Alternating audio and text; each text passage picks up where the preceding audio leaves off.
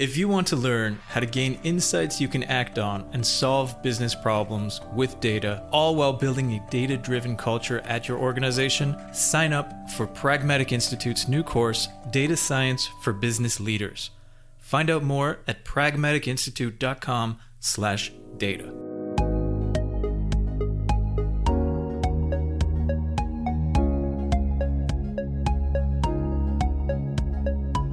Welcome to Data Chats, a podcast by Pragmatic Institute and the Data Incubator, where we tackle data topics and trends with experts, industry leaders, instructors, and alumni. I'm your host, Chris Richardson. Today, I'm sitting down with Alberto Cairo, author of How Charts Lie, visualization consultant with Google and the Knight Chair in Visual Journalism at the School of Communication of the University of Miami. Alberto, thank you so much for speaking to me today. I'm thrilled to be speaking with you after reading your book. And before we get into anything else, maybe you could give us a little bit about your background and where you're coming from. Sure, Chris. Thank you so much for having me. So my name is Alberto Cairo. I am originally from Spain, northern Spain. I've lived in Madrid, in North Carolina, in Brazil. So I've moved around quite a lot. And since 2012, I am a professor of visualization and information graphics and information design at the University of Miami, where I hold the Knight Chair in visual journalism, as you said. So my entire career has been devoted to the visual display of information. So I've designed anything from pictorial illustrations that explain, for example, the structure of a building, or that explain how an accident happened, to data visualizations, visual representations of quantitative data, which is the focus of my work in the past decade or so. I'm the author of several books. Besides How Charts Lie, I also published The Functional Art, The Truthful Art, and right now I'm working on a new one that hopefully will be out in 2023. All of them are about visualization. And as you said, I also consult with companies, not only with Google, but also with others, and also some governmental organizations. Yeah, I mean, you have a wealth of knowledge. I hope to dig into some of it today. Maybe we can just start with how charts lie, the idea of that. I think it's really, we kind of have an idea that charts can be misleading. I think everyone would agree with that. But I don't think people quite realize until maybe reading your book or getting information like that, just how deceptive they can be. What are some of your kind of go-to elements that you might point someone to when you're explaining how charts might be able to lie, or how data can be misperceived? What do you tend to point to as examples? Well, the title of the book itself is sort of like it's a joke around one of the main themes that the book touches upon. Many people, when they read the title, they stick to the title and they counter-argue, well, charts don't lie, right? People lie with charts, but charts themselves don't lie because they don't have agency. Mm-hmm. And my response to that is that the title of the book is written on purpose to actually prompt you to follow one of the main guidelines that are provided in the book, which is read beyond the title. Right? A title is simply give you a hint of what the book might be about. But if you want to really understand the argument that a book makes, you need to read the book.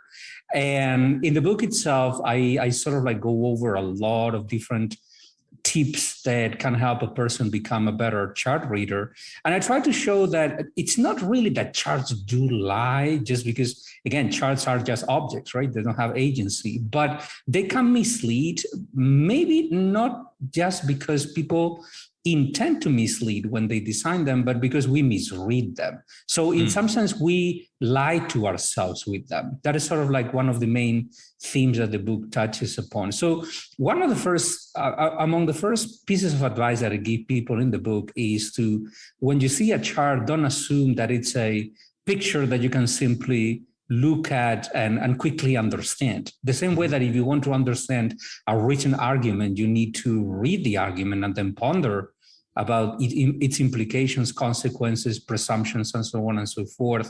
Sometimes you even read beyond the argument itself and try to read between the lines. The same type of approach needs to be made when we read a chart. Right? We cannot simply stare at them or look at them really quickly and move on. We need to stop, read, try to understand, and then even go beyond the chart itself. That's the first step. And then there are many different elements of the chart that we can look into to assess whether that chart is adequately designed or not, such as the scale of the chart or the visual representations that are used, the level of detail at which the data is represented in the chart. All those sorts of things are topics that I touch upon in the book, providing tons of examples of how to make that assessment. Mm-hmm. Yeah, I mean, you start with one of the main examples of the U.S. election map, which I think is a great visual, because even if listeners are not in the U.S., they've probably seen something representing the U.S. electors. Can you take us through that a little bit? Because it's something that I've often seen this, and I've felt a certain way about it. But you do a great job, obviously, of breaking down what is at stake when you see a map that is, it looks on one level like the vast majority, like everyone in the U.S. is red, meaning Republican in this way. Mm-hmm. But that can very well be misleading. So can you tell us a little bit about that?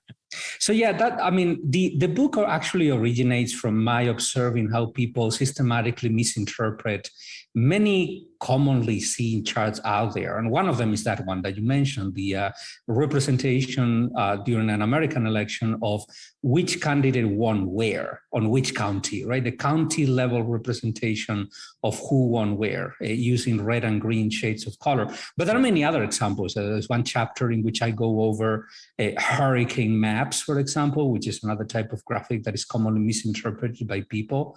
And that is particularly important for people who live in Florida, like myself, to be able to understand those types of graphics correctly. But the map itself, it's always hard to talk about visualizations in a podcast because we cannot show them, but I'm going to try that's to... why the American map, I think most people can imagine. Yeah. So imagine just for those of you who are not from the United States, imagine the map of the United States subdivided into counties. So those are smaller subdivisions within states. The United States has 50 states, and then within each one of those states, we have several counties. And when the results of American elections are reported in the media, usually the media presents first a state level representation, who won where. And then after that, they color code also a county level map. They color code the counties to show which candidate obtained a plurality of the vote in that county, not a majority, but a plurality, who won more votes than any other county. And that results than any other candidate, sorry. And that results in a map that is red or blue, red representing counties in which a Republican candidate won a plurality, and blue for counties that represent counties in which the Democratic candidate gain a plurality of the vote. Well, this type of map, if you don't know what it is that you're looking at, can be easily misused to argue for certain things. For example, former President Trump, when he was under impeachment, he used to tweet that map and appending the caption, "Try to impeach these," implying, take a look at how much red there is and how little blue there is. Take a look at how much support I have. But obviously, if you think about it, the challenge with that are underlying patterns in voters' distribution, which is the following. Democratic vote tends to concentrate in highly densely populated areas, urban areas that are very small in terms of territory, but they're very big in terms of population. And Republican vote tends to be a little bit more dispersed. It's much more common in rural areas that are very big in terms of territory, but very small in terms of population. So that is what that map can be misinterpreted. Now, that's why the map, in some sense, lies to you, because you don't know how to read it. But it's not that the map lies. And it is not even that the map is incorrectly designed. There's nothing wrong with the map itself. The problem is your interpretation of what the map is trying to show. And that is actually another piece of advice that I give in the book, that whenever we stare at a graphic, regardless of whether it's a graph or a map or a diagram, we need to deeply think about what it is specifically that graphic is trying to show. And we should never infer that it's trying to show something else. So that is not a map that can be used to argue about popular support. It is a map that explicitly and specifically was designed to show only who won where. And that's it. That's all that the graphic is useful for.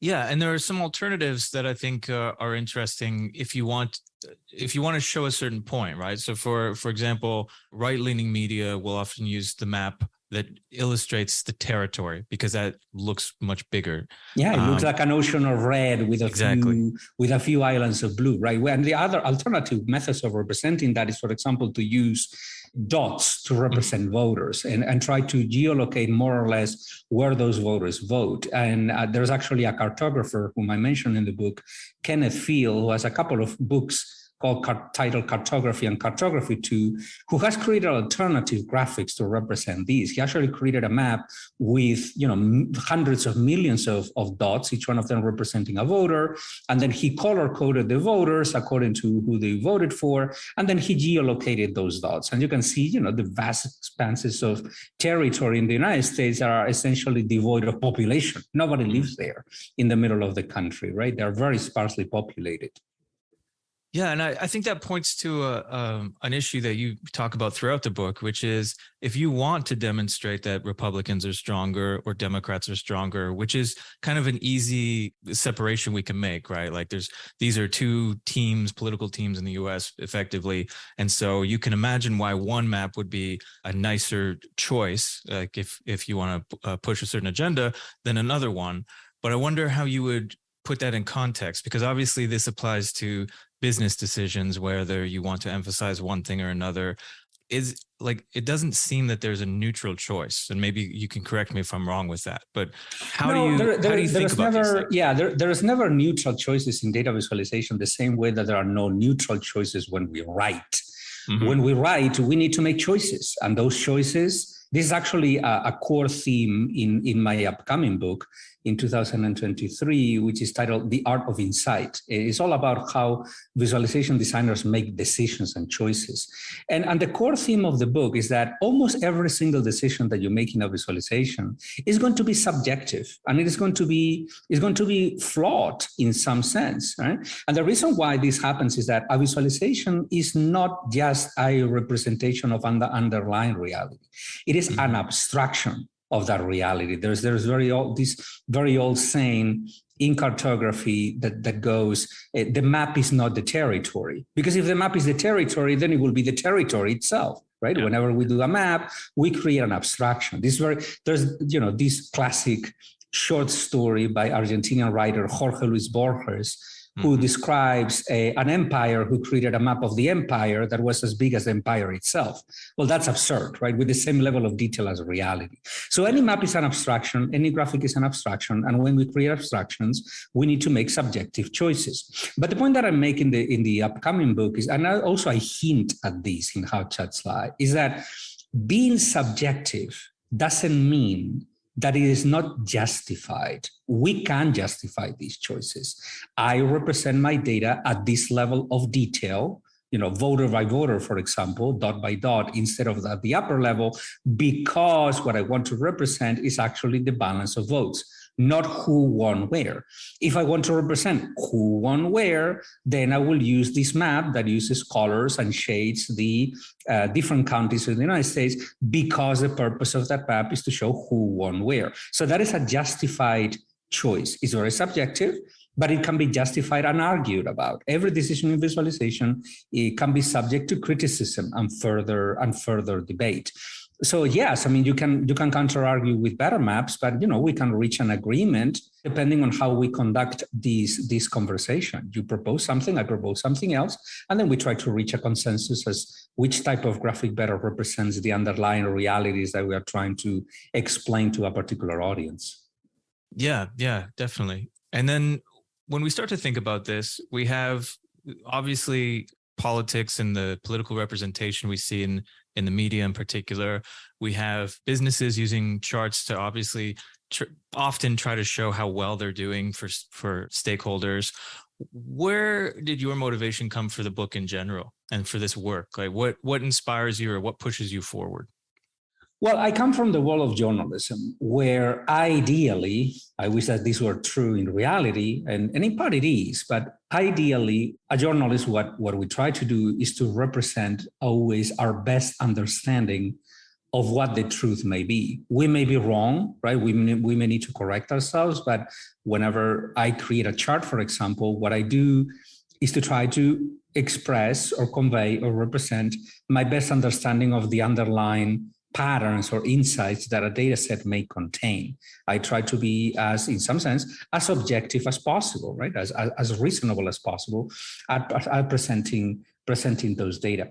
My motivation to write the book, and not only the book, but essentially my entire career, is that it's observing how people use visualization with other purposes. For example, for propaganda, or for persuasion, and I'm not against persuasion. All right, if persuasion is motivated by good reasons and ethical motivations, moral motivations, that's great. That's fantastic. But creating a visualization to sell a product, right, and trying to obscure the data that may undermine the perceptions of your product, and showing only the data, cherry picking the data that essentially confirms how great your product is, I think that's unethical. And if I see it, I will call it out, and I will call it out publicly. So it's those instances of misuse of visualization that really worry me, on top of misuses that are not related to bad intentions, but simply to lack of knowledge of how to better use data visualization on a daily basis. Yeah, well, I want to ask you about both of those things. So before we get into the more sort of day-to-day uses of visualization, I wonder if there are any egregious ones that stand out to you that either inspired you to look more deeply into why this is going on, or maybe it showed you that there is sort of widespread misuse of certain kinds of information or data. What have been some of the more egregious ones that maybe you've used as examples? Well, there are plenty in the book already, but these are the ones that appear in the book are older, from around 2016, 2017, something like that. So pre-pandemic. But throughout the COVID pandemic, we have also observed misuses of data and of data visualization. One of the most egregious one, I would say, is, for example, people at the beginning of the pandemic, in the first few months of the pandemic, using bar graphs to compare the mortality rate due to COVID-19 to the mortality rate due to car crashes. Now, if you create a graphic like that at the very beginning of the pandemic, obviously the bar corresponding to the rate of car crashes death is going to be much bigger than the bar corresponding to the rate of deaths due to COVID-19, because we are at the beginning of the pandemic. So mathematically speaking and geometrically speaking, there's nothing wrong with that chart. Yeah, you have one number, you have another number, you represent them graphically over a zero baseline, and then you are able to compare the two graphics. But if you think about the data itself and what it is that you are comparing, you are essentially comparing apples to oranges, so to speak, because you are essentially comparing something that is highly contagious and that can be, as it happened, unfortunately, it can be transmitted exponentially to something that cannot be transmitted, to something that is not contagious. Car crashes are not contagious, whereas a pandemic is. Therefore, that bar graph, something can be mathematically correct, but rhetorically, or if you want to put it like, well, reasonably wrong. Right? That is not a good graphic at all. Not because of the graphic itself, but because of the underlying misunderstandings about what the numbers truly are and truly represent. Yeah, I mean, and there are a lot of examples, great examples in the book, but also I'm sure people just reading the news can come up with examples. I wonder if you have common ones that people do maybe unconsciously or without any malintentions, but that ultimately create misleading information or misleading charts to some degree, on a daily basis, perhaps, like in their work, in their collection of data. They're as neutral as they can be in their presentation. They have no attempt to persuade people necessarily, and yet there are some issues. What kind of daily issues might we be seeing? Yeah, the simplest one is, for example, not thinking about which level of, let's say, granularity you need in your chart. Okay, so let's go to the specifics. Let's suppose, for example, that you're trying to report, I don't know, something about your consumers or something about the products that you sell, right? The sales of your products. And you report the average sales of all your products. And you just report that. Our average sales have been such and such. And by average, I mean the arithmetic mean. Any arithmetic mean or any other type of a measure of central tendency, and there are many, there's a mean, there's a median, there's a mode, and there are different types of means and so on and so forth.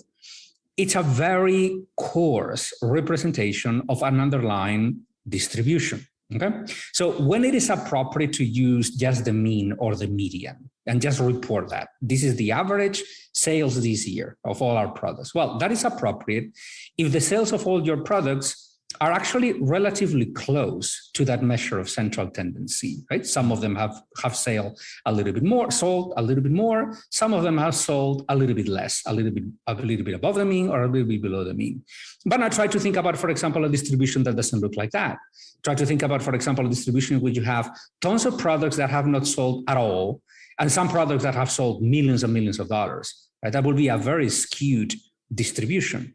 And if you only report the measure of central tendency, the mean, the median, or even any of those, you are not giving me a clear picture of what the reality is. In that particular case, it is better to represent the spread of the data, or even each sale, each type of product as a little dot in the chart, just because the distribution is so widespread around that measure of central tendency. The old joke, there's an old joke that I use all the time, and it's everywhere, that it's like, it goes like, imagine that you are in a bar with 9 people and all of you are making the average salary in the United States. Let's suppose that is $50,000. Some of you make 70, some of you make $30,000. The average will be $50,000, which is the average, right? And you're all in a bar. Well, suddenly Elon Musk comes in and all of you become a millionaire on average, right? That's the old joke about it, to explain this problem, which sounds really silly when you use an example like these, but it's a widespread problem. The problem of trying to simplify too much an underlying reality that is inherently complex, and therefore it needs to be presented in a complex manner. Now, the flip side of the coin is that there are certain types of realities that can be represented simply. So again, if your products are all clustered, the sales of your products are all clustered around the measure of central tendency, then you don't need to report every single product, right? Because the measure of central tendency will be a good representation of the underlying distribution. So oversimplification or overcomplication are two extremes of a spectrum, but it's always possible to find some sort of like middle ground between one end of the spectrum and the other, according to our understanding of the data, according to our subjective understanding of the data that can lead us to justifiable choices of how to better represent that data. Yeah, I wonder if you could say a little bit more about that, especially when it comes to tools and techniques. I think the tendency in many organizations is that people are becoming a little bit more data literate, a little bit more comfortable with programs beyond, a basic Excel chart, a bar graph, pie chart, or whatever. And so we have many more people that are turning to places like Tableau, which can make some beautiful charts, but also can add complexity. So when people are trying to, especially within organizations, represent information, how can they kind of avoid the very simplistic things that are not very helpful, as you just mentioned, but also when do they know, or when should they question, I guess, the complexity of their information too? Because I think, one of the tendencies we see is a chart or a dashboard that has a bunch of metrics that ultimately, I don't think it helps at all. How do you measure those, or how do you work between those two extremes? Well, I work basically on a case-by-case basis. And for example, I create whenever I'm, all right, let me back up a little bit. In order to, visualization can be used for multiple purposes. And visualization comes into the analytics cycle, at least in two different stages. One of them, when you are analyzing the data, trying to understand what the underlying patterns that may hide behind the data are. Visualization can help with that, to discover those patterns.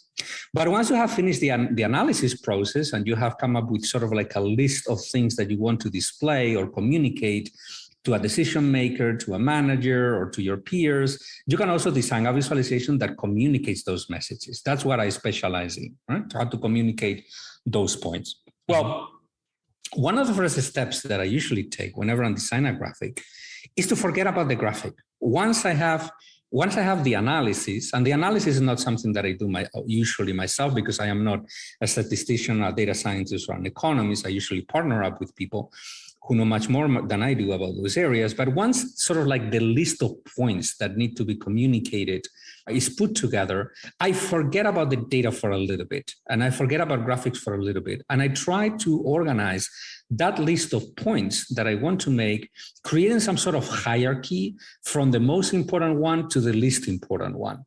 Mm-hmm. And I do that because it's more or less the same technique that I use to write articles or books. You begin by putting together the skeleton of what you want to communicate. And then after that, you start fleshing out that skeleton by writing the actual book, or in this case, designing the graphics. So whenever you want, you have a checklist that those things that you want to communicate, then you need to think about what type of, let's say, task each one of those topics is related to. And by task, I mean, what do you want people to get from a graphic that represents that point? Do you want them to compare things to each other, seeing change over time, seeing the association, covariation, or correlation between two different variables, seeing patterns in a geographical area, seeing portions of a total? Each one of those is a task. Being able to see any of those, each one is a possible purpose that a visualization may have. Well, according to that purpose, there are certain types of charts that are more suited, or better suited, or worse suited to address that particular thing. And then is when you make choices about the type of graphic that you should use to represent your data. I mean, I could go on, but there are several websites out there that can help you make these types of choices. There's the Data Visualization Catalog, for example. That's a website that can guide you make those choices. And then you need to think about whether you want to organize that list of points that you're trying to make, pairing them with charts, into a narrative or some sort of like sequential presentation of the topics that you want to cover, in which case you need to think about the structure of that narrative as well. But these decisions, again, are very ad hoc. They're made on a case-by-case basis. It's really difficult to come up with sort of like general rules in visualization, the same way that it's very difficult to come up with general rules in writing. All that we can provide is some guidance. All that we can provide is examples of how people make these types of choices. All that we can provide is sort of like a reasoning framework on how to make these types of decisions. If your organization wants to leverage data to drive success, explore Pragmatic Institute's training offerings. We provide individuals and teams with actionable guidance, hands-on practice, and a business-oriented approach so that they can solve problems and propel decision-making with data. Find out more at pragmaticinstitute.com/data. Yeah, well, on the flip side of that, not making the charts or the representations, but reading them, are there any words of advice you have? Let's say if you're a stakeholder and somebody is presenting you with information, what are some of the things that you would encourage them to think about? Well, as I said before, as any visualization is a partial representation of data, whenever we see a chart, we shouldn't ask just about what the chart is showing, but also what the chart is not showing. Mm-hmm. So again, going back to the example that I presented before, if I see a graphic that is only representing a median, I will immediately ask about the underlying spread of the data, whether they are, for example, outliers in the data, what the quartiles of the distribution are, what the standard deviation is. And then I will ask, why didn't you represent those in the data? There may be good reasons not to show those. Maybe showing, the standard deviation around a point estimate make your graphic look very cluttered and busy and unreadable. And maybe that is besides the point, simply because the distribution has a very small spread, and therefore just the median or the mean is a good representation of the data. But that may not be the case. I will ask, why are not showing that? Also, additionally to that, I will, if for example, I see, let's say, a forecast, right? The other day I was reviewing a graphic that was showing how different international organizations predict what international organizations predict that the world population is going to look like 50 years from now. And it was a simple line chart that showed, well, the world population is predicted to reach, let's say, 9 billion people or 10 billion people in the next, let's say, 20, 25 years. My brain will immediately jump and ask, well, but what is the uncertainty behind that point estimate? Right? Probably this is not just a single point estimate forecast that you have made. It's probably a range of values. Right? Show me that uncertainty, right? What is the sort of like the optimistic forecast, the pessimistic forecast, the middle forecast? That would be a more interesting representation of the data itself. So in other words, reading beyond the chart. A chart is super useful to discover patterns, trends, to communicate, but it's also useful for a reader to look a little bit beyond the chart at the underlying data, if possible, consulting the primary source or inquiring about how the graphic was created, asking the designer how the graphic was created, what the presumptions were, and the choices that underlie each design. Mm-hmm. Yeah, I mean, and you've also consulted at many places. I mean, I think it's interesting. A place like Google, for example, you would think is, highly data-driven, obviously, very good, I would hope, with data visualization, and yet they're bringing in consultants like you. What does a company or an organization like that have to learn or improve on? I want to ask you next about, the places that aren't quite Google, but I think it's interesting. A place like Google, somewhere that's already highly data literate in general, what kind of improvements are they looking to make? What kind of changes or challenges do they face? Well, the work that I do for Google is essentially art direction and project management. So I work with a branch of Google called Google Trends, and I art direct the work of many visualization designers from all over the world who take Google search data and they try to visualize it in creative and interesting manners. So it's more a work of art direction more than other things. But in other cases, for the work that I do for other companies, it's actually training. So I teach people how to make visualizations, try to bring their visualization skills to the next level, not in the sense of using software tools. So I don't teach software, but in the sense of improving, for example, the clarity of graphics or the elegance of graphics, making graphics more presentable, better design from the point of view of visual design, caring about readability, legibility, the quality of the type, the text, how to organize graphics in narrative ways, how to emphasize the topic or the theme that the graphic is about. So I focus much more on visual design aspects, besides also teaching strategies or techniques about, for example, what I mentioned before, making choices about which type of graphic is more or less appropriate depending on the purpose of the graphic that you are designing,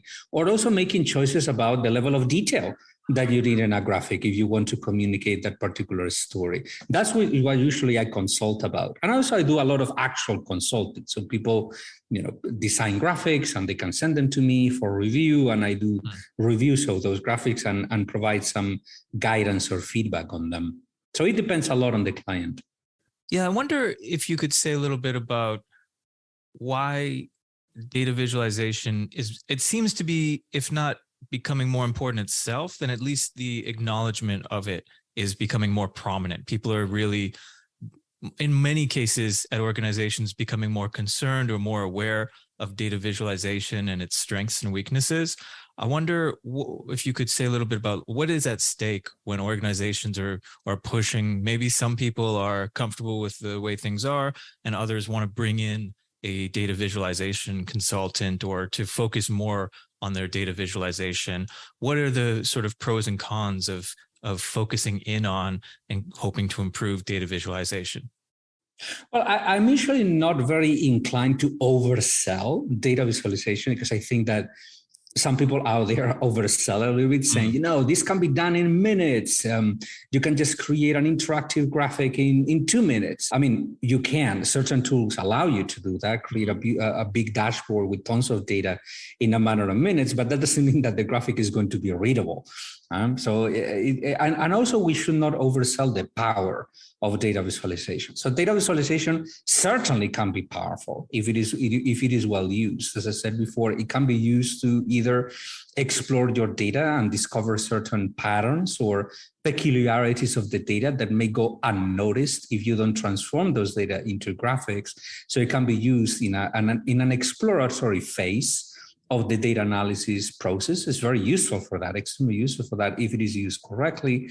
And at the same time, it can also be used to communicate. The same reason that it is useful to learn how to write clearly is the exact same reason why it is useful to learn how to visualize clearly. It's just another language. It's another language that may supplement, complement, or in some cases even substitute written or spoken language. Although I usually recommend to pair written or spoken language and visualized language, because when you put them hand in hand, you get the best of both worlds. There are certain things that are better explained through a visual, and there are certain things that are better explained through words, and we need to put them side by side and have them work together. So that's essentially what I teach. I mean, it's like how to leverage these power and how to use it, but also always being aware of the shortcomings of data visualization and the many myths that revolve around it. Like, we've all heard this saying, a picture is worth 1,000 words, right? And I try to dispel that myth.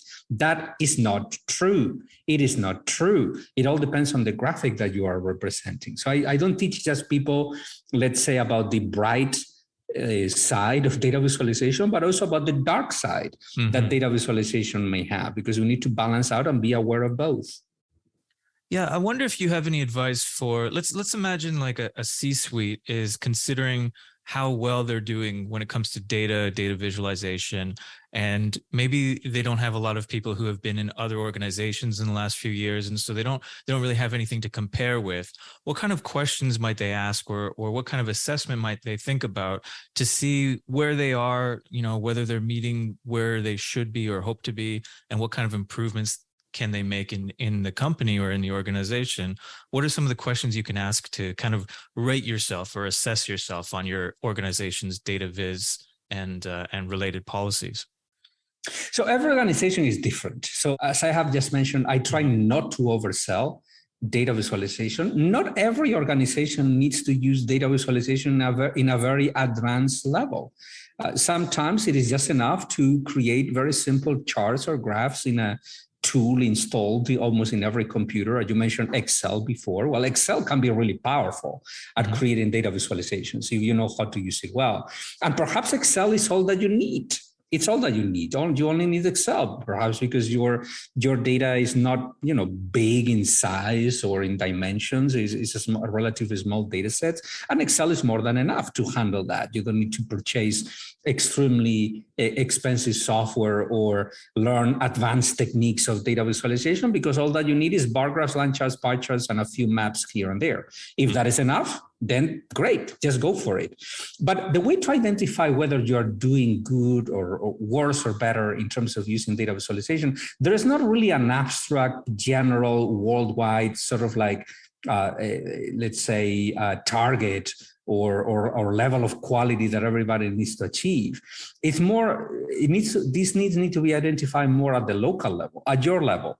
Do you feel that there are certain types of, let's say, messages that you cannot communicate clearly and efficiently with the tools or the techniques that you're using at the moment? If you believe that that is so, maybe that is the opportunity, that is an opportunity to explore, expanding your skills in communication, not necessarily just data visualization, but communication in general. Visualization is just part of that effort, trying to incorporate a new tool or a new technique, or try to learn a little bit more about the ever expanding vocabulary of data visualization to see whether there are types of charts that you're not using that can help you convey your messages a little bit better, right? That's how you get better. I see this more as sort of like a progressive process of increasing development rather than sort of like a huge investment in terms of training that you might not need. It depends on your organization. Yeah, I mean, and there's so many nuances that we can get into, and obviously people should check out your work to really dig in. I mean, we can't do it justice in a short podcast interview like this.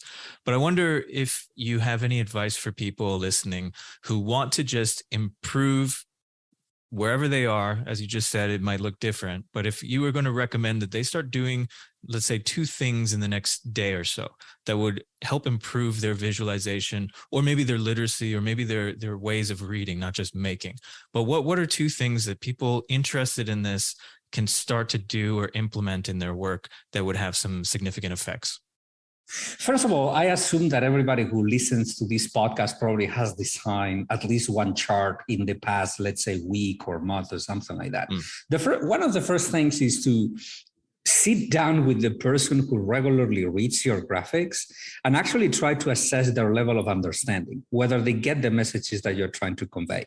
Not so showing them the graphic, having them read the graphic for, let's say, a couple of minutes, and then go back to them and ask them, what did you learn from that graphic? If the answers to that question match, let's say, the purposes that you had in mind when you designed the graphic, then you know that the graphic is working. But if there is a mismatch, then maybe it's the time to learn a little bit more or practice or try something different. So that would be one of the things that I would do.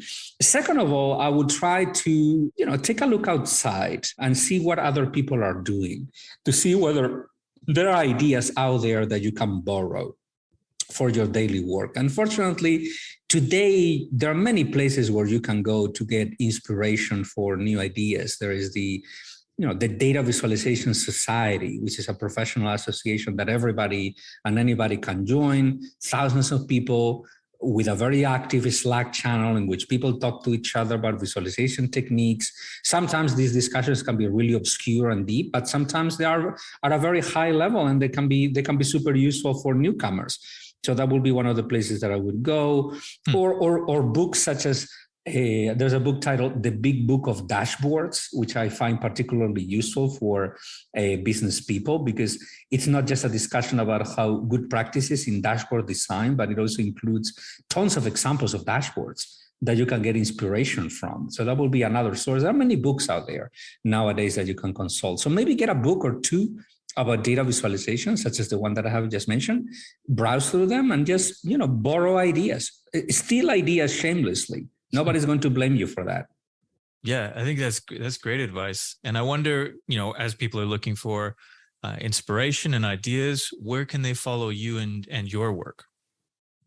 Well, right now, the best place to follow me is Twitter. I have a relatively active Twitter account in which I post mostly about data visualization. I also have a website, but I am in the process of renovating it right now. It's albertocairo.com, but it's down right now, so you will not see anything in there. I will probably renovate it by the end of the summer or something like that. I'm revamping it. Those will be the places, mainly social media, in particular Twitter. Twitter is the platform that I use the most. And also, I mean, you can go to YouTube. You can go to YouTube and search for my name, and you will find plenty of talks and presentations that I have given throughout the years, in which you can get all these ideas that I have described in the podcast presented in a more nuanced manner and with tons of examples. So if you want to get more about that, I think that's the place to go if you don't want to spend any money. Perfect. No, I think all of that is great advice, because I think you're obviously a wealth of knowledge. And yes, if people can and see some of the things that we're talking about, either in your book or some videos, it's a much better medium than podcasts talking about visualization, but still really valuable to be able to hear a bit about your experience and your advice. And Alberto, I really appreciate you taking the time to speak with me today for Data Chats. Absolutely. Thank you so much for having me again.